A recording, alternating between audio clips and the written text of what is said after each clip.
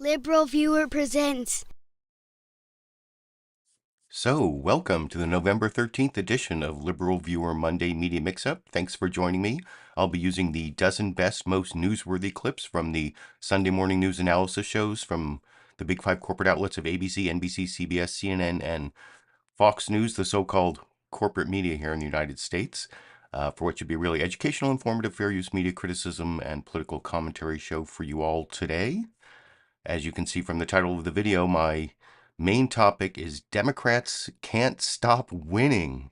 Ever since Trump was elected in the surprise loss for Democrats in 2016, they've been winning like almost all the elections ever since, or doing a lot better than expected, like the red wave and the 2022 midterms that never showed up. And then this week on Tuesday, there were some off-year elections in Virginia and Kentucky and Ohio, and they pretty much all went the Democrats' way.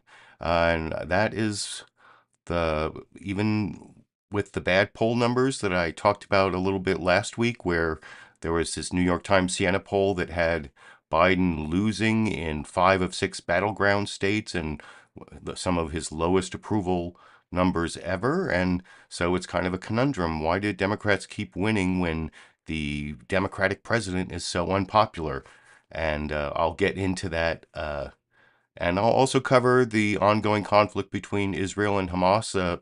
Several of the news summaries cover that. And so when I get to the news summaries, especially Fox News Sunday and Face the Nation, I think have like 2 competing versions of what's going on there. So I'll juxtapose those and discuss it. But I also have political comedy to start with. And it's kind of on the main topic. It's the reason Democrats keep winning. There are 2 big reasons. One is Donald Trump, and the other is abortion. And Donald Trump is kind of responsible for the overturning of Roe v. Wade. He did appoint 3 justices, while also Mitch McConnell pulled a whole bunch of sneaky maneuvers. And so I'll get to the abortion part, especially with the newsmaker clips. I'm going to show you by the way, down in the video description, you can look at my clip list and see the short summaries of all the clips. And I'm going to show you 2 Democrats at the end talking about why Democrats keep winning. Mark Warner of Virginia, one of the states where Democrats won, and then Governor Wes Moore of Maryland. But before that, I'll have 2 Republicans. I'll have Nikki Haley on Fox News Sunday talking about her obstacles to overcoming Trump as the nominee. And then I'll have Ronna McDaniel talking on 2 different shows about why Republicans keep losing, and especially the abortion issue. So that's what's coming up after the news summaries and the newsmaker clips. But before that, I wanted to show you a brief clip from Saturday Night Live. They had a parody of the NBC News Republican candidate debate from Wednesday night. And I'm not going to show you all of the candidates parodied, although they did have Heidi Gardner played Nikki Haley, who you'll see the real Nikki Haley later in the clips. And for some reason, the Saturday Night Live YouTube video says it's Chloe Fineman, but I know this is Heidi Gardner as Nikki Haley, and then James Austin Johnson is back playing Donald Trump. And, I've had long-running commentary about his Trump impression versus the Alec Baldwin one that I actually liked more, and I'll talk about that a little bit after we watch that first political comedy excerpt. This is like a 6.5-minute video that I've taken like 25 seconds out of just so you can get a taste of it over here. I promise you, one of us on this stage tonight will be the Republican nominee for president. How adorable. They actually think they've got a chance. Sad in some ways, but in other ways, funny. Can you believe it, folks? 91 indictments, 4 trials, and I'm still the best choice.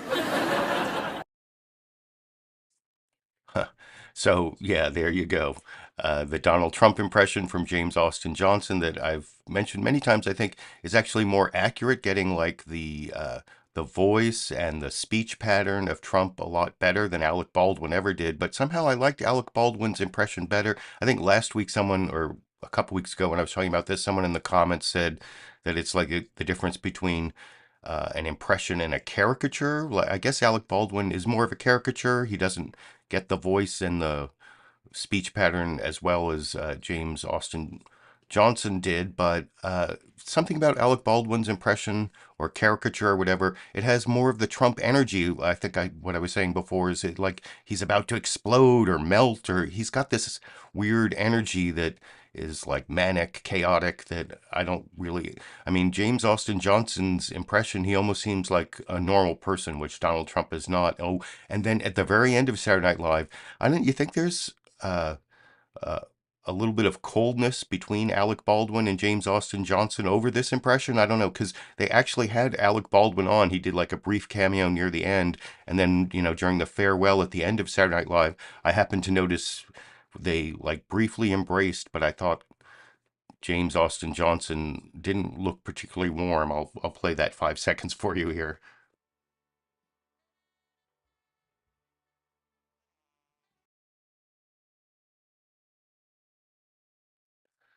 No smile, at least, from James Austin Johnson, but I guess there's a back pat.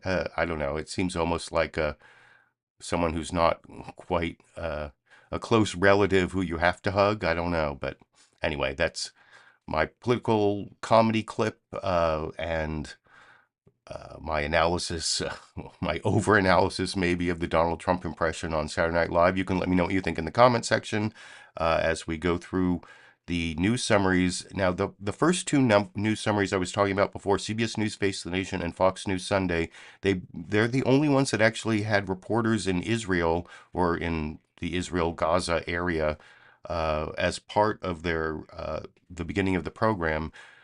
I thought Face the Nation did the best. They had someone in. They had Debora Patta, who was in the West Bank last week. Now she's in East Jerusalem, which is really part of the West Bank. I mean, unless you think that there is no Arab side to Jerusalem.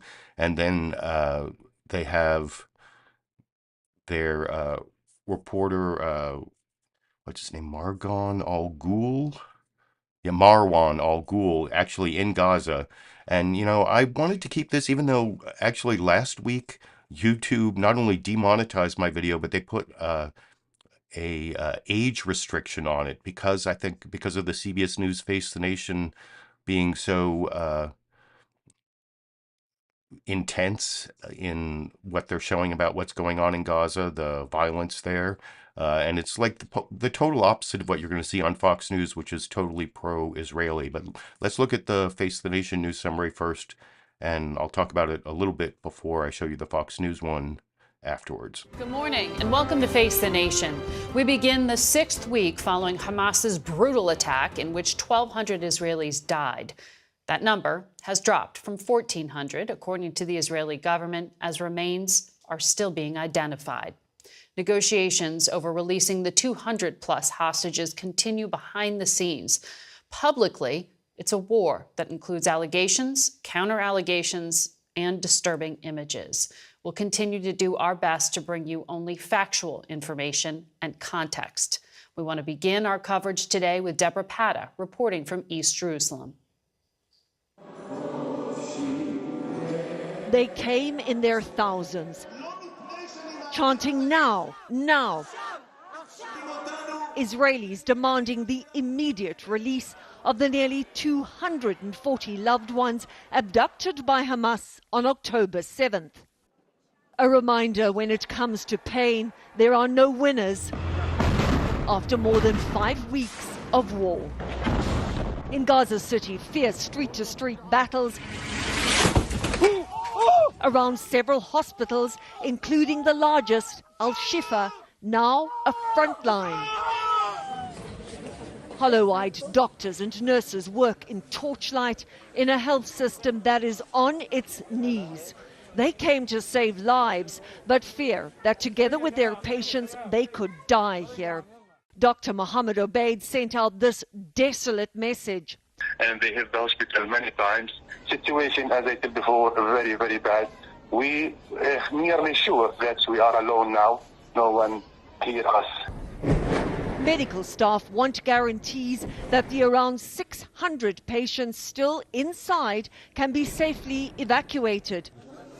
The Israeli military has kept up its drumbeat of accusations. Hamas, it says, is using the hospital as an operating base, a charge the group denies. Palestinians continue to flee southwards, but it is a perilous journey. My son was shot dead in the chest, Gaith Hassoune sobs. I had to leave his body behind. And when they do reach the south, even as far as Rafah, the bombs continue to fall. We're not involved. We don't have fighters in our house, this man weeps. I just operate a donkey cart. This is the true cost of this war. Thousands of civilians killed, sometimes with only a number to identify them. Men, women and children now being buried in nameless mass graves. And the Israeli military says it's now opened an evacuation route from the Al-Shifa hospital. But Margaret, for many of the patients there in a critical condition, this is simply not possible. Our Debora Patta. CBS News producer Marwan Al Ghoul filed this report last night from Gaza. In Gaza City, there are more and more severe suffering. It's a matter of die or life in Gaza City, as no enough food, no electricity, no fuel at all. But if I want to talk about Gaza City, I have to talk about Al-Shifa Hospital. This hospital contains 500 medical beds, but all occupied by injured people and sick as well. Displaced people live in the hospital and the courtyards. I had a call phone with Dr.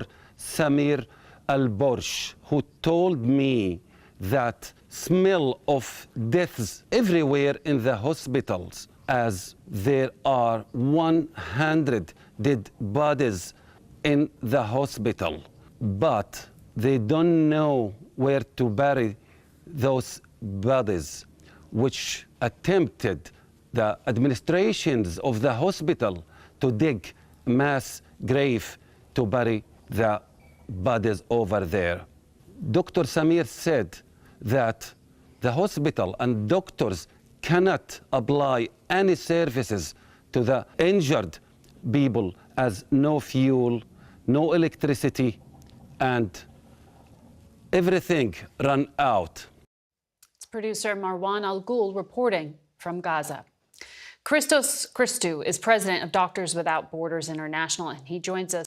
And if you want to see the Doctors Without Borders episode, or actually the entire Face the Nation episode, is uploaded in full on the Face the Nation YouTube channel that I put right under sources in the video description if you're interested in the rest of that. But like I said, I thought that was the best coverage of the destruction, the damage, the death, all the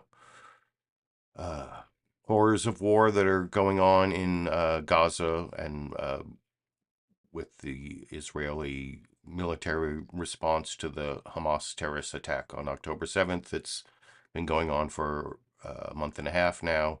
I think juxtaposing this with Fox News Sunday and Shannon Bream talking to Trey Yingst on the Israel-Gaza border, this is almost like propaganda for the Israeli Defense Forces in this next clip. So different from what we just watched. I mean, it's only 3 minutes, so they only have one reporter, but still it's like a total alternate universe almost that I'll talk about with you a little more after we watch it over here. Hello from Fox News in Washington. Here are the top headlines out of the Middle East today. The Hamas-controlled Gaza Health Ministry says its largest hospital is, quote, an open war zone, endangering patients and staff. Israel denies that the hospital building itself is being targeted and is offering to evacuate babies being treated there. Gaza border officials announced that the Rafah crossing into Egypt, the only entry point into the Strip not controlled by Israel, is reopening today for evacuations of foreign passport holders whose names are on pre-approved lists. Meanwhile, Iran's president made a rare visit to Saudi Arabia. as Arab and Muslim leaders came together to call for an immediate Gaza ceasefire and criticize the U.S. response to the ongoing war. We will talk with Israel's ambassador to the U.S., Michael Herzog, as well as chair of the Senate Intelligence Committee, Democrat Mark Warner. But first, we turn to foreign news correspondent Trey Yingst with the very latest on the ground in Israel. Hello, Trey. Hi, Shannon. Good morning. I do want to start with some news here along the Israel-Gaza border. Overhead, you can see an Israeli drone operating here near to the border. They are looking for new targets for the Israeli Air Force to support the infantry troops that are inside Gaza. It is day 37 of the war between Israel and Hamas. Israeli forces continue to push deeper into the Strip. In the distance there, you can hear some of that outgoing artillery as they are engaged in battle with Hamas fighters. We do know video released by Israel's 551st Brigade shows apocalyptic scenes inside the Strip as tanks destroy different buildings. Today, IDF troops are operating in the Al-Shati camp, and they say they've killed numerous militants in different firefights. International attention remains focused on Gaza's Al-Shifa hospital, where hundreds of civilians are sheltering and receiving medical attention. The Israelis say the hospital is used as a headquarters for Hamas. As Hamas tells Fox News today, the situation is catastrophic. Doctors at Al-Shifa report that dozens of babies are in the hospital and need urgent help. The Israelis say they will evacuate the small Gazans. The east side of the hospital is open on El Wadi Street for the safe pass of Gazans who wish to leave the hospital. We're speaking directly and regularly with the hospital staff. The staff of the Shifa hospital has requested that tomorrow we will help the babies in the pediatric department to get to a safer hospital. We will provide the assistance needed. We know each and every day tens of thousands of Palestinians are evacuating to the southern part of the Gaza Strip through two separate evacuation corridors. The Israelis say they will evacuate those babies from the Al-Shifa hospital. It is critical they evacuate all Palestinian civilians from medical facilities in the northern part of the Strip. Shannon. Trey Yingst reporting from Israel. Trey, again, our thanks to you and your crew. Earlier this morning, I sat down with Israel's ambassador to the United States, Michael Herzog. Mr. Ambassador, welcome. And I don't have a clip of that because that's not my main topic. I'm covering more of the domestic politics, the results of both Tuesday's elections and then the Wednesday debate. But I think I pretty much pre-criticized that clip, especially the way it's juxtaposed with the Face of the Nation news summary. Trey Yingst from Israel or Trey Yingst reporting the Israeli line. I don't know, but that's basically been in all of the Fox News shows. The supposedly straight news programs are, at least they have like a little bit about, what the Palestinians say, but you notice there's no casualty numbers as usual from Fox News Sunday for the Palestinians. And the NBC News Meet the Press news summary, it's fine. I don't know why they don't have any journalists covering the conflict, at least at the beginning of the program, but that's what they've been doing for the last several weeks. I will talk about the NBC News Meet the Press news summary a little bit more after we watch it over here. Good Sunday morning. Israeli strikes are pounding Gaza City as ground forces close in on Gaza's largest medical complex, Al-Shifa Hospital, which Israel says sits on top of Hamas's main command center. Claims Hamas and Al-Shifa staff deny. Thousands of civilians have been sheltering in the Shifa compound in recent weeks, but many fled Friday after nearby strikes. Still, doctors say it is impossible for everyone to get out, trapped with no electricity or fuel to run generators. Pressure is growing on Israel, which has agreed to short daily pauses in some areas of northern Gaza. On Thursday, President Biden said pauses should have come sooner. Did you ask for a 3-day pause to Netanyahu? I've been asking for a pause for a lot more than 3 days. Yes. In the strongest U.S. comments to date, Secretary of State Antony Blinken said on Friday that far too many Palestinians have been killed. In Tel Aviv, thousands of protesters gathered on Saturday night. expressing frustration with the government's response to more than 200 hostages that Hamas and other militant groups captured on October 7th. More than 300,000 people marched in London denouncing the rising civilian death toll in Gaza. But the U.S. has stopped short of calling for a ceasefire, something French President Emmanuel Macron pushed for on Friday while recognizing Israel's right to defend itself. I think this is the only solution we have, this ceasefire, because it's impossible to explain we want to fight against terrorism by killing innocent people. De facto, today, civilians are bombed. De facto, these babies, these ladies, these old people are bombed and killed. So there is no reason for that and no legitimacy. So we do urge Israel to stop. Joining me now is Israeli Prime Minister Benjamin Netanyahu.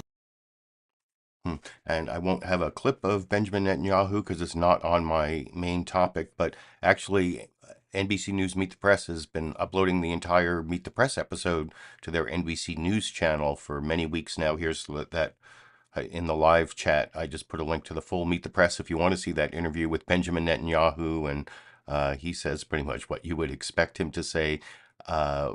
Right before that, there was that clip of French President Emmanuel Macron calling for a ceasefire.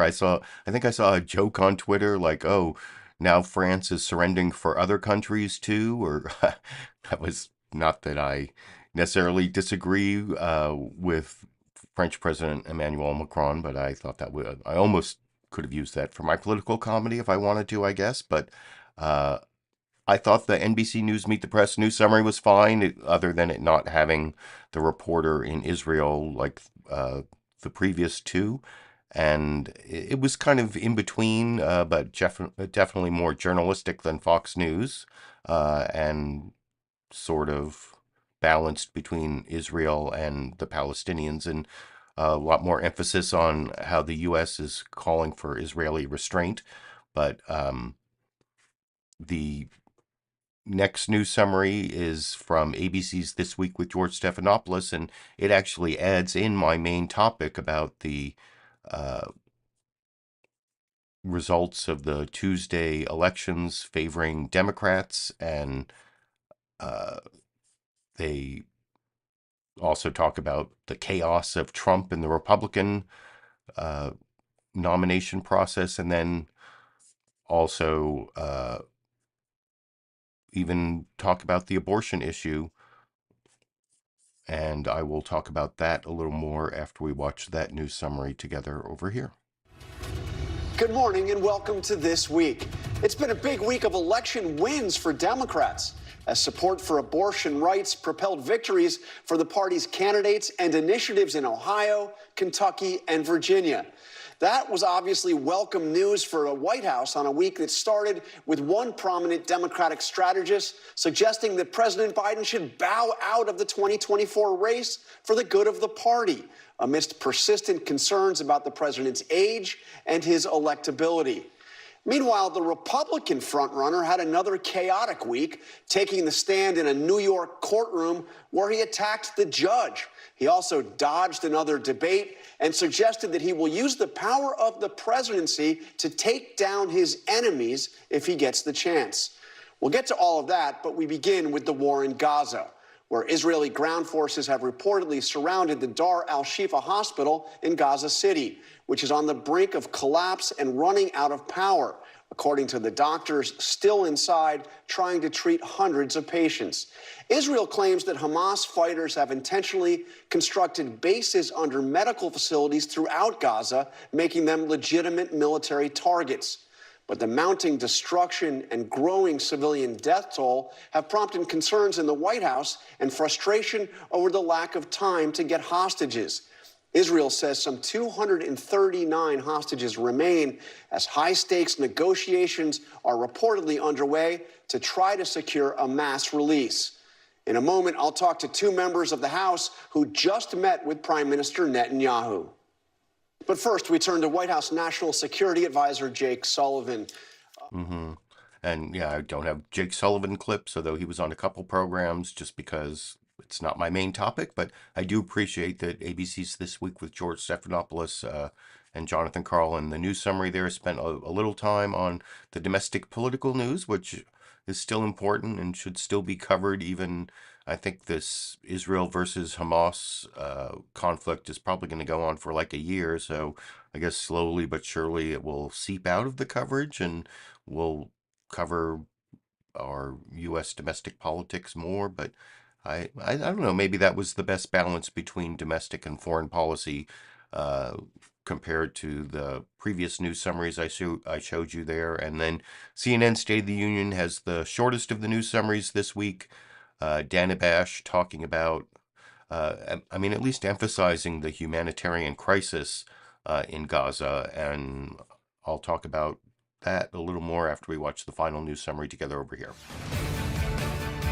Hello, I'm Dana Bash in Washington, where the State of our Union is watching global tensions rise even further. This morning, attention in the Middle East is focused on worsening humanitarian crises in Gaza as Israel faces growing pressure to take civilians more into consideration as it prosecutes its war against the terrorist group Hamas following its barbaric October 7th attacks on Israeli civilians. At Gaza's Al-Shifa hospital, doctors tell CNN the outlook for patients there becomes more desperate by the hour. Low on food, water, and fuel, and largely without power amid heavy fighting in the area. This morning, Israel said it opened a self-evacuation corridor from the medical center for people to move south.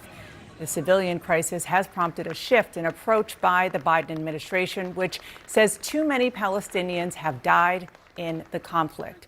And while Israel yesterday, what we saw there were families of hostages taken by Hamas, demanding that they be more prioritized. The rescue comes soon. Joining me now is Israeli Prime Minister Benjamin Netanyahu. Sir, thank you. And Benjamin Netanyahu also gave an interview to CNN State of the Union, and I put a link down under sources to that full program. It's not free on YouTube, but I think if you sign up for an account, or there are various ways that you can watch the whole program without having to pay for cable, I think. But anyway, you've seen all 5 news summaries.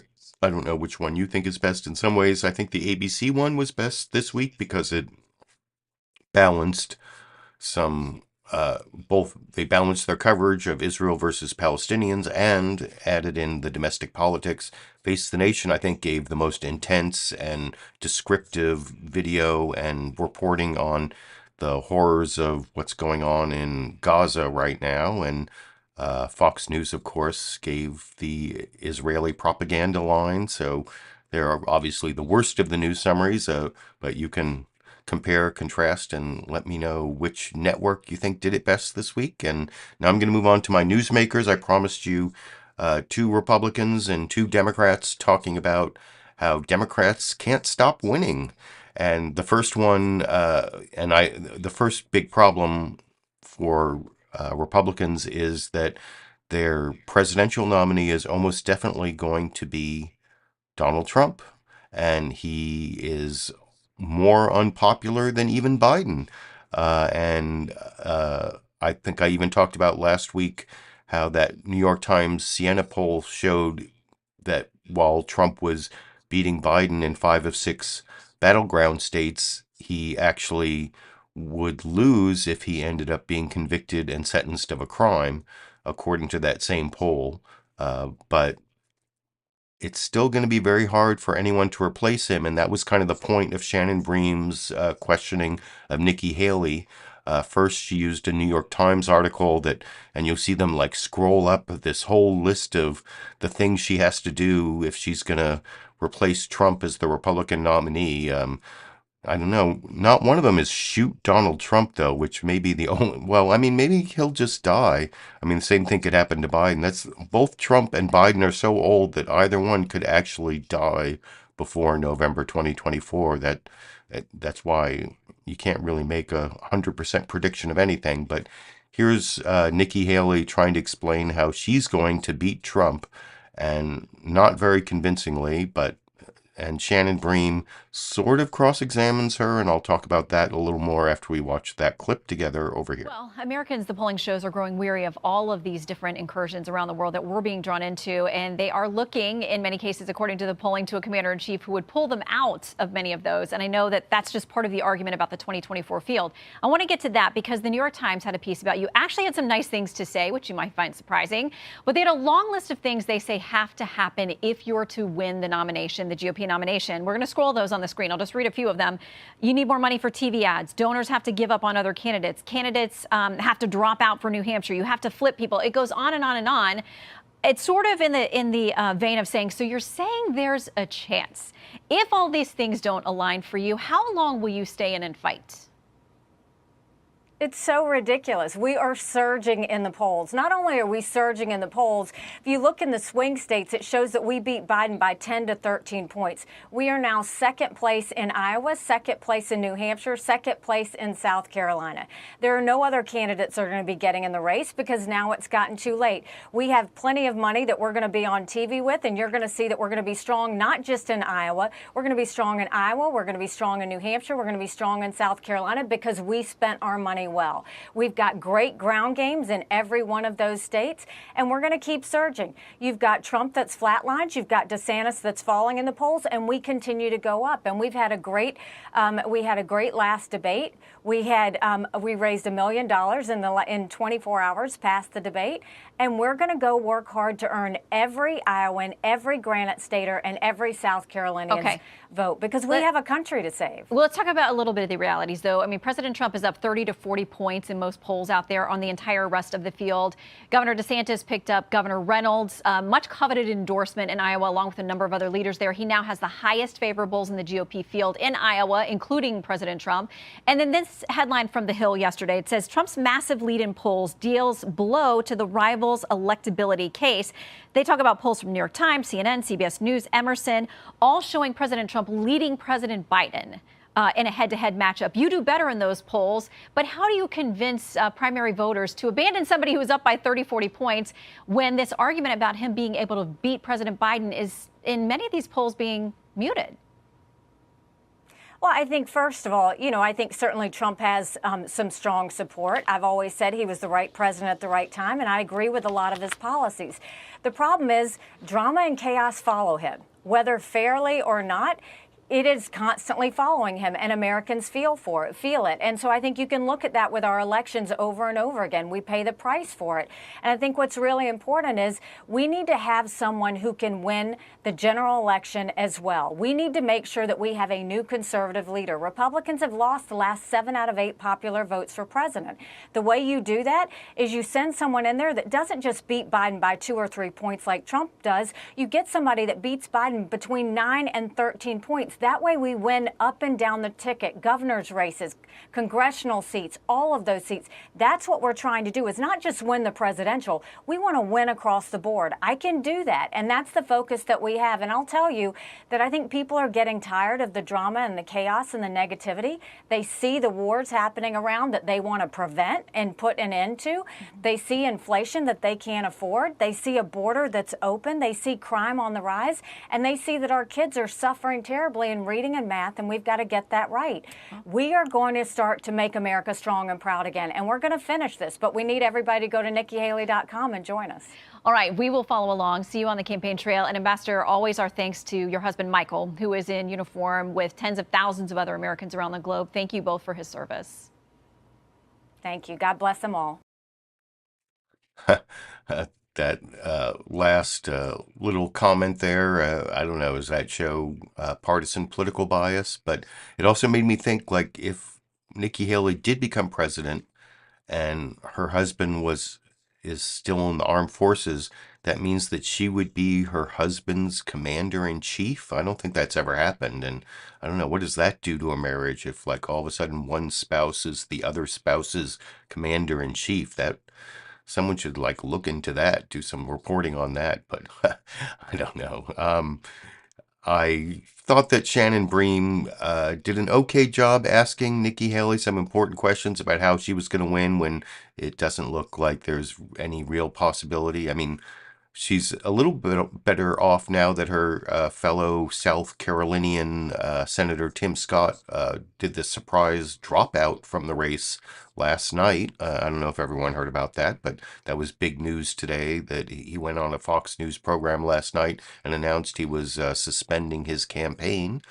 So that should help Nikki Haley a little bit. But, I mean, the chances of her beating Donald Trump, I think Shannon Bream's questions at least showed that, even though Shannon Bream is, as a Fox News anchor of Fox News Sunday, she's like such a partisan hack that she will just like sit there and smile and go, for so much longer with Republicans than if she had like any sort of Democrat on. She would give them like maybe 45 seconds to a minute, and then there would be some like interruption. But what about this? What about this? What about, following up on the things in the question? And that just doesn't happen with Republicans on Fox News. So I just wanted to point that out.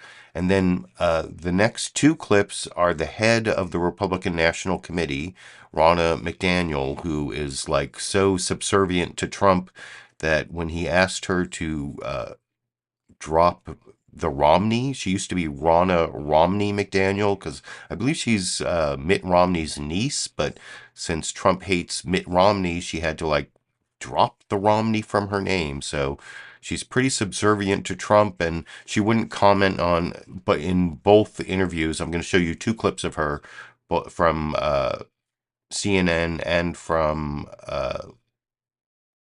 CBS News's Face the Nation. And in both clips, I'm not going to show you the clips where she wouldn't respond to crazy things Donald Trump had said.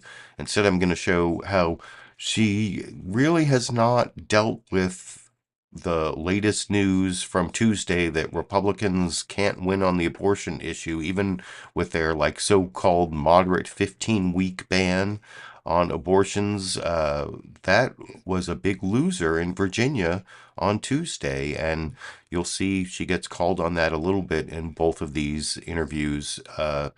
And I'll start with Dana Bash doing the longer cross-examination. First talking about what Nikki Haley was talking about in that last clip about how Republicans keep losing and they're getting frustrated, and then going into how abortion plays a role in that, and Republicans' extreme view taking away the rights of women to control their own bodies. And anyway, I'll talk about it a little more after we watch this. I don't know.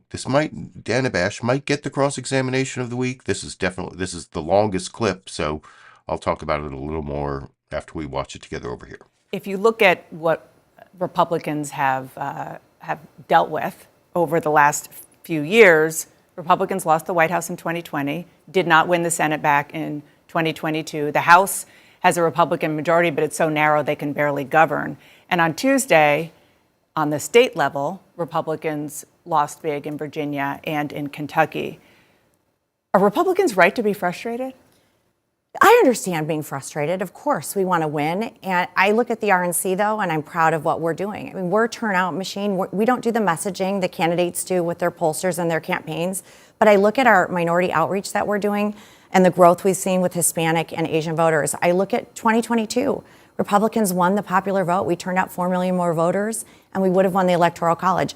The RNC builds the road. All the candidates drive on it. You need a good candidate and a good road to get to your destination. And the things we're doing right now with our Bank Your Vote initiative and with 70 lawsuits that we're in, we just won one in New Hampshire that upholds voter ID, on top of our engagement with minority communities. I'm really proud of what the RNC does. One of the big takeaways from this past Tuesday's election, from the Democrats' point of view, is that making abortion front and center in elections wins. And you said this week that, quote, our candidates have lost their messaging on abortion. What should Republicans' message be on abortion? You know, Dana, I have been talking about this with you. I've been on your show talking about this since 2022. I am a suburban woman. I get this. We actually put a memo out before the elections in 2022. It's up to the candidates if they take those suggestions. As I always say, you know, if I give my husband directions in the car, it doesn't mean he's going to take them, right? But we have to talk about this. I'm going to point to a candidate in Virginia that did a fantastic job, Danny Diggs. He won a Senate race. He put his daughter in an ad, and she was compassionate. She understood women. She wasn't coming at them as criminals because they have differences of opinion. And she articulated her dad's position. Which is? His position was we should have common sense limitations. I mean, why can't the Democrats come to that? Why can't they say, listen, we now know through science from 50 years ago, a baby feels pain as its life is being taken at 15 weeks. Can't you at least come here? Why are Democrats continuing to double down on 39 weeks, 38 weeks? What is an abortion they're against? Rana, you know that most Democrats don't support but why don't they say until the end. But they don't say If something like that happens that far along, it means something is really wrong. Yeah, but that's and life of the mother, which is an exception. But there are states, 5 or 6, that have it till 39 weeks. So why don't you say, you know what, if we don't support that, let's come to this consensus position. And that's what this candidate in Virginia did. And he did an excellent job and he won that race. So what you're saying is it's a little bit of a position question, but it's also a message problem. But if you look at the actual results on Tuesday, just take Ohio, which is effectively a red state right now. It wasn't a message problem. It was a policy problem. People voted overwhelmingly to allow abortion rights. They wanted it embedded in the Constitution. I think there was a message problem. The way that bill was framed was like disingenuous to the voters. And there's a spending issue. This has galvanized money on the left. It was a 2-to-1 ratio in Ohio of spending. In Virginia, Democrats spent 9 times more on abortion ads than Republicans. My point is, as Republicans, we cannot let Democrats fearmonger on this issue. We, of course, want life-saving care for miscarriages. We support life-saving care for ectopic pregnancies and IVF. And they are going on TV and using Roe to scare people and misrepresent Republicans on this issue. And I think our candidates have to get out in front of it.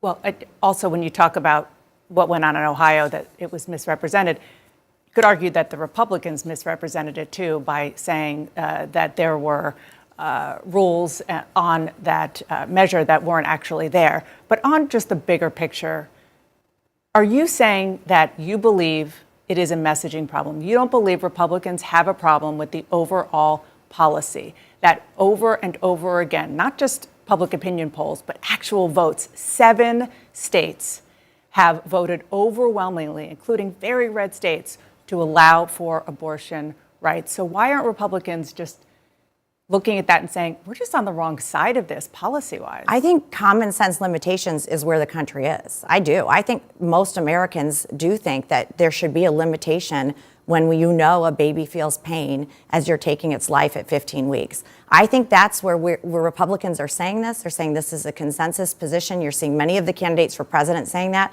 And they're welcoming the Democrats. Why don't you meet us here? It is a personal issue. So just one last question on this. You're saying 15 weeks. There are candidates who are running for president who say 6 weeks. Is that too far? There's candidates who are doing different things in their states, and that's what their state will allow. But I think everybody's saying to the Democrats, listen, I'm pro-life. I'm proud to be pro-life, but how about you come meet us? What about a federal ban? That's a policy issue, and that's going to be up to the politicians to decide that. I don't think that you can just say it's a states issue. I think we're going to have to talk about this. So, yeah, I mean, that was an okay discussion. I thought that Dana Bash did a good job of following up on the 6-week ban and the federal question. But I think I misrepresented the juxtaposition of that clip with the next clip, which I think I was confused that I might have said that the next clip was from Face the Nation, but it's actually Kristen Welker on Meet the Press also did a Ronna Romney McDaniel interview. And I think this is a better cross-examination than Dana Bash does not get the cross-examination of the week, which I mistakenly said before that clip because I got confused about which one of them did the good follow-up on Virginia. And I don't think that Dana Bash actually did a good follow-up on Virginia in that clip. While I was just watching and checking the transcript because I have the transcripts of the interviews too here. And she let Ronna McDaniel get away with talking about like some candidate who won in Virginia without really following up. Like, yeah, but Glenn Youngkin, he said he was going to win both houses of the Virginia legislature, and he actually lost one and didn't gain back the other. And so he was like the big loser. And I don't think Dana Bash actually did bring that up very well in the cross-examination of RNC Chair Ronna McDaniel there. She did some other good questioning, though. I mean, it's not like it's a Fox News interview, but Kristen Welker did a better job of listening. That, remember, the thing Chuck Todd never used to be able to do is like listen to what the guest was saying and ask follow-up questions based on that, rather than like his prep from his producers. Or that was always my conclusion about Chuck Todd's tenure as host of Meet the Press. Here you can see Kristen Welker follow up on that exact issue about Glenn Youngkin losing big on the 15-week ban in Virginia, and how and this is really more what makes me think that Ronna McDaniel and the Republican Party have not figured out what they're going to do about the abortion issue, even having seen all these losses. Democrats can't lose. Democrats can't lose when they're running on the abortion issue, apparently. And I'll talk about that a little more after we watch that second Ronna Romney McDaniel chair of the RNC clip together over here. Let's talk about one of the core issues, which Sure. we talked about with the candidates earlier this week, the issue of abortion. I want to put the same question to you that we asked them, which is, given the losses that you saw on Tuesday, given the losses that we saw in the midterms, what is the path forward for Republicans on the issue of abortion, both in terms of messaging and policy? You know, Kirsten, I'm very passionate about this. I'm a suburban woman. I saw this in 2022 as chair of the RNC. I actually put a memo out letting our candidates know this is a big issue. I think I probably took it more seriously than some others because I have suburban mom friends. This is my community. Listen, we have to talk compassionately. We can't attack women. We also have to define ourselves before the Democrats define us. And this is my number one message. If you're digging yourself out of a hole, you're going to lose. But if you go on TV and you say to the American people, listen, we all are passionate about this issue, and it's confusing right now. But in a time of consensus, can't we agree on reasonable limitations at 15 weeks when a baby feels pain? And I think when you do that, well, Democrats join me here. Democrats are still extreme on this issue. We win voters, but you have to define yourself first. Let me follow up with you on that, because you talk about 15-week limits. That's what the governor of Virginia was pushing for, and Democrats, of course, swept the state legislature.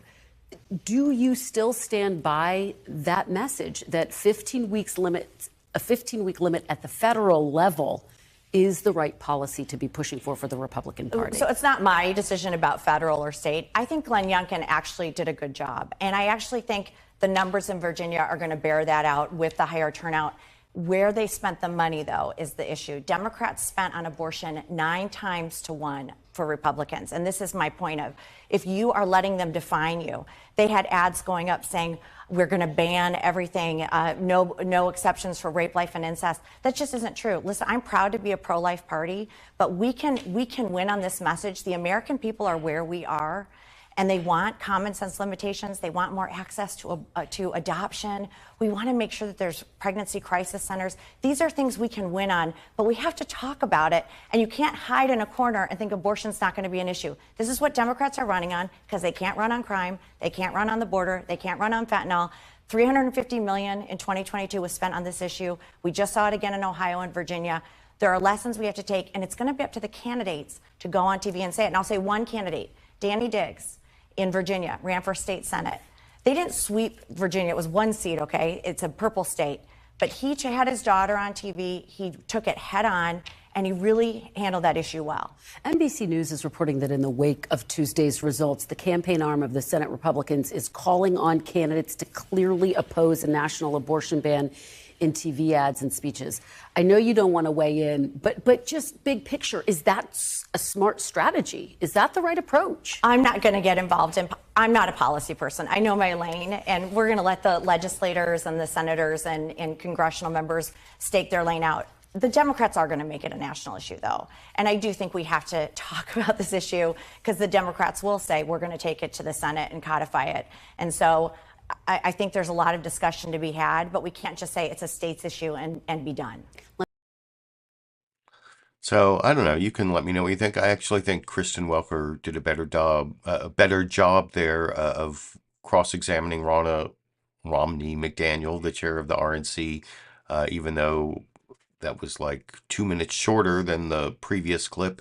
Ronna McDaniel did get away with that whole Danny Diggs won in Virginia, so we really won in Virginia, even though Glenn Youngkin put all this time and effort and energy. I mean, I actually thought there was a good chance that Glenn Youngkin would be a late entrant into the Republican presidential primary candidate field if he had actually done what he set out to do and taken both houses of the Virginia legislature, because Virginia governors can only have one non-consecutive term. I think they can run again if there's a term in between, but they get like one term, and so he can't run again. And that seemed like this whole thing was going to be a springboard to him being like the real alternative to Donald Trump, and the voters screwed it up. Voters of Virginia didn't buy into the Glenn Youngkin 15-week ban, or that seems to be what, at the end there, Romney McDaniel was saying, well, I'm not a policy person. Then why do you keep talking about a 15-week ban?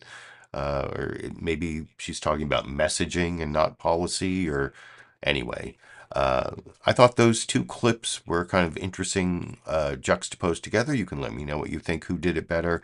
But now I have two Democrats to show you. The first one is a Democratic senator from Virginia, and he talks about all the issues that Democrats won on in Virginia, not just abortion. There were several issues.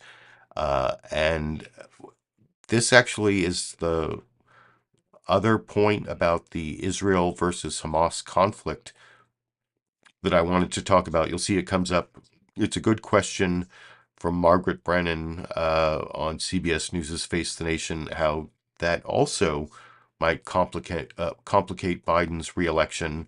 And they talk about his low poll numbers, but also how young people who were really instrumental in his 2020 victory don't like his position on Israel. And I'll talk about that a little more after we watch this whole clip together over here. Of the state of Virginia. And the Democrats were celebrating what happened in Virginia this past week with your elections.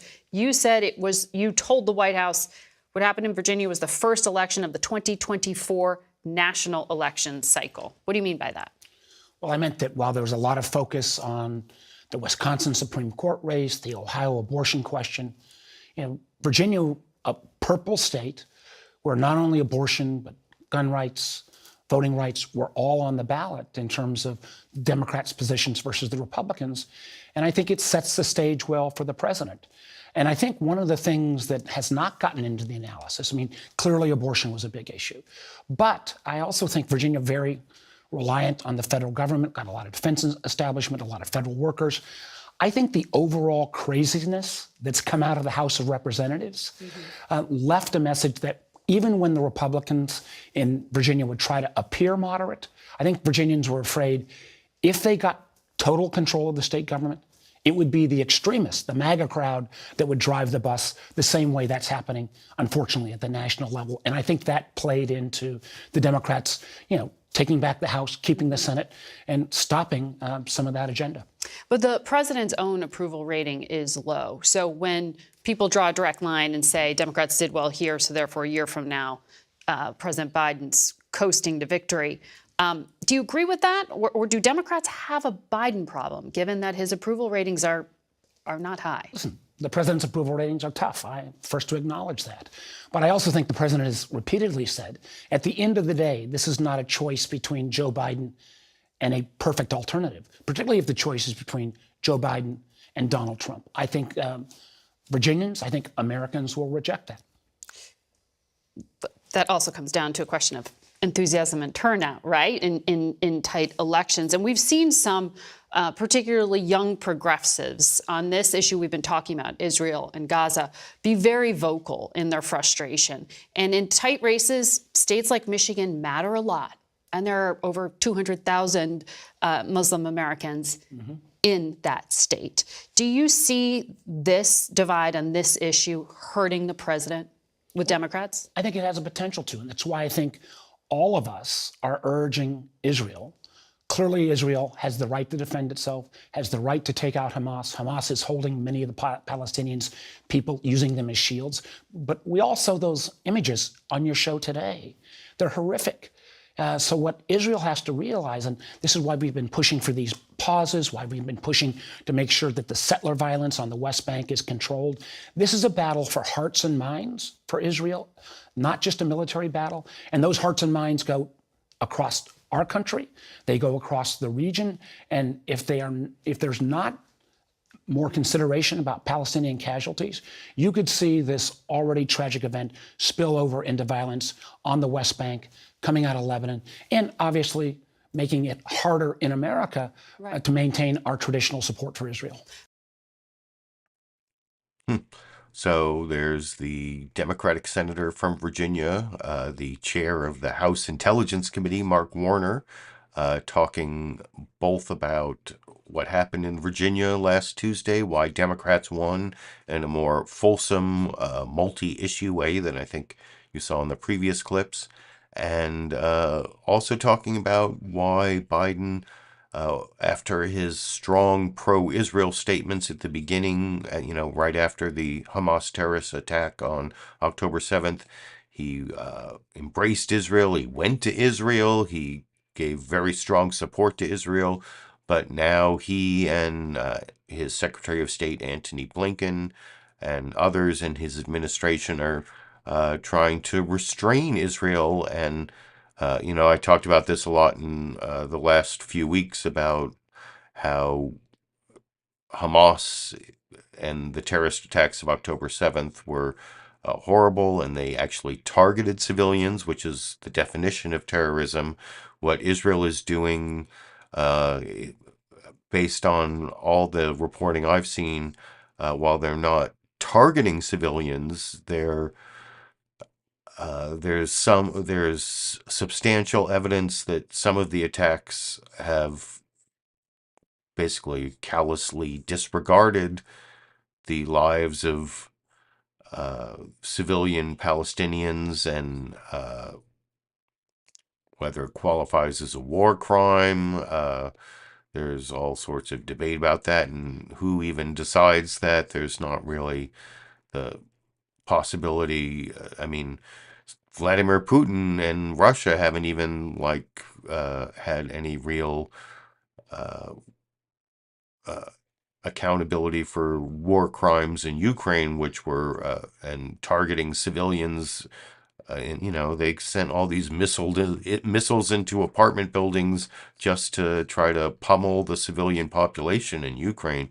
Israel is going after Hamas leadership and the tunnels, but I don't think they're being that careful about who else they kill. And the last several weeks, we've been talking about how if you inflict a lot of civilian collateral damage in order to try to fight terrorism, you're really just going to radicalize more people in the population, and that's how counterinsurgency works. So even from if you're just looking at military necessity and military victory as your outcome, you can't win militarily if you're killing all these civilians and creating more terrorists than you're actually killing off in that process. But anyway, I have gone off on a whole tangent about the just war theory and the difference between Hamas and the Netanyahu government, which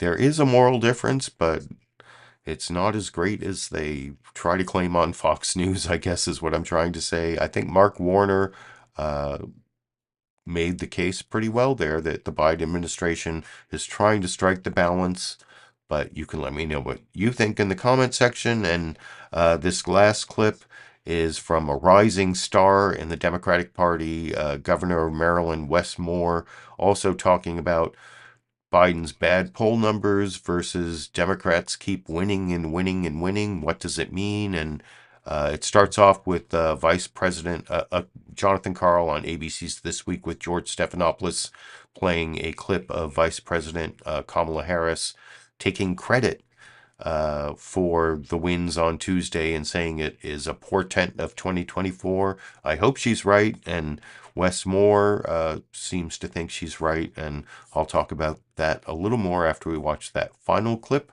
for the program together over here. I think voters have been clear, regardless of whether they're in a so-called red or blue state, that one does not have to abandon their faith or deeply held beliefs to agree the government should not be telling a woman what to do with her body. And so it was a good night, and the president and I obviously have a lot of work to do to earn our re-election, but I am confident we're going to win. That was Vice President Harris, fresh off big Democratic wins on Tuesday night in multiple states, driven in large part by support for abortion rights. So what does it all mean for 2024? We're joined now by Maryland's Democratic Governor, Wes Moore, and you're obviously a member of the Biden-Harris advisory team. Thank you for being here, Governor. You were out campaigning. You were campaigning in Virginia. What was the message that you heard from voters? Well, the energy was real, and people were motivated not by the partisan issues. They were motivated by the issues of actually things getting done in a bipartisan way. And I think that's what we saw in Virginia, where we were able to, have now the first African-American Speaker of the House, a complete repudiation of the type of things that Governor Youngkin was talking about which week should you do an abortion ban. They were talking about things like jobs and infrastructure, and it resonated with the people. And I think that's the message that is going to be continued to push, and why I think we're going to continue seeing how the people will continue to resonate with these kind of messages. It's no doubt that abortion hurt Republicans in Virginia, hurt them in Ohio, hurt them in Kentucky. But you still have these concerns about President Biden. In Ohio, where abortion rights, strong vote for abortion rights, you saw 73% in the exit poll. 73% of those who voted said that they would prefer somebody other than Biden to run. And that's even more, that 63% said they would prefer somebody other than Donald Trump to run. So how does President Biden deal with these questions? I mean, I know there's still the idea in the hand-wringing of what polls look like a year away from Election Day. And, I'm not a pundit. You're not concerned about this at all? Concerns about his age? I'm not. I mean, I think about where the polls were for my race a year before Election Day. I was polling a little over 1%. By Election Day, I ended up winning with more individual votes than anyone who's ever run for governor in the history of the state of Maryland. I think when you're looking at polls a year out, they are worth the paper that they are written on.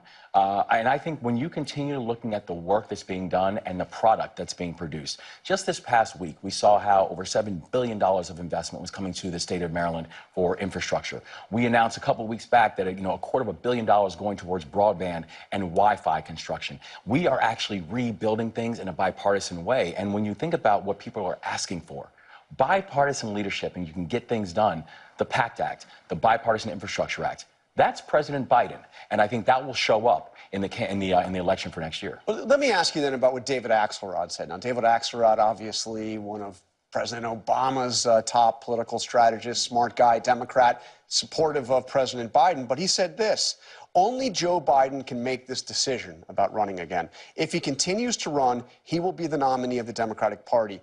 What he needs to decide is whether that is wise, whether it is in his best interest or the country's. The suggestion here, obviously, is that he shouldn't run. And that's from Axelrod. What do you say to him? I would say President Biden has already made the decision. He's Clearly. running. He is running for re-election. And listen, I think about what's happening in our state, right? Where we've now literally announced billions of dollars of infrastructure that's going to be happening. We're now, for the first time, going to be putting east-west transit within the Baltimore region, which is going to be monumental when it comes to economic growth within the state of Maryland. We're looking at the fact that now Maryland has the lowest unemployment rate in the entire country. Right? We are moving fast, and we're making sure that we're leaving no one behind in the process. But that's being done because we're working in partnership with the Biden administration. So and we'll continue to make sure that people remember this is about performance, not personalities. And that's why his performance is the reason that I believe deeply that the American people will give him a second term.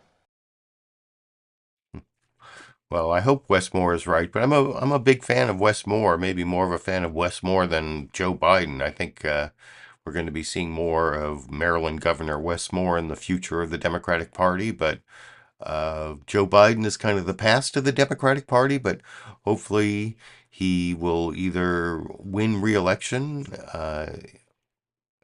almost exactly, well, it's like a little less than a year from today that he will be running for re-election. We assume he's running for re-election. There are all these conspiracy theories that he's going to pull out at the last minute and turn it over to Kamala Harris or to some convention fight. And especially on Fox News, they have all those conspiracy theories. And then will he be running against Trump? I guess we'll see. But that is the mystery of the future that I will continue covering with you all every Monday all the way through January 2025. That means I have about 14 more months of this live stream that I will do for you every Monday, all the way through January 2025 when we find out who actually takes power for the next 4-year presidential term. Will it be Joe Biden being reelected, some other Democrat being elected, Donald Trump, some other Republican, some third-party candidate? All those are actually possibilities given the facts we know right now, but one of the facts we know is that Democrats can't stop winning. They keep winning. Ever since Trump was elected in 2016, they're winning an inordinate amount of elections. I don't know if any of you watch Morning Joe, but Joe Scarborough, the eponymous host of Morning Joe, always is saying how, like, Republicans lost in 2017, they lost in 2018, they lost in 2019, they lost in 2020, 2021, 2022, now 2023. That the evidence continues to show that Democrats, especially after the overturning of Roe v. Wade, but even before that, just with the toxicity of Donald Trump, that they win elections that it doesn't even look like they're going to win, but I guess we'll find out, and I will continue covering it for you. I appreciate all of you who showed up for the live stream, and I will be back, like I said, next Monday and every Monday. I hope you continue to join me while I play these clips. If you like what I'm doing, you can give me a thumbs up, subscribe to my channel, leave me a supportive comment, whether you're one of the live stream viewers or a recorded show viewer. If you want to support the channel financially, especially since YouTube keeps demonetizing all my videos that have, nasty video of things happening to Palestinians from the big 5 corporate outlets. Right under the video, there's a Patreon page where you can become a monthly Patreon subscriber. Or you can even just give a one-time contribution through PayPal at the other link under the video. And at the $5 level, either monthly or through PayPal, if you give me a shipping address, I will send you both this weatherproof sticker, #LiberalViewer sticker, or and if you have to be in the United States, the sticker and an ACLU Constitution with the whole Constitution and a special Know Your Rights with the Police section in the back. So I know very few people are watching at this point, but if you really want to, I guess the people who love my videos the most are watching now, so that's your little plug or e-begging or whatever you want to call it about how you can support my efforts, the time and effort. It takes me like 10 to 12 hours a week, and YouTube doesn't really give me much money for it. So if you think my work has value and this, capitalistic system, you can support it those ways. And anyway, I will be back, like I said, whatever level of financial support I get for my work, I have committed to doing it all the way through January 2025, and I'll be back next Monday, every Monday. Till then, maybe I'll have some reason to upload some other video in the meantime. Otherwise, I'll be seeing you for my live streams on Mondays and seeing you, I guess, around the internet.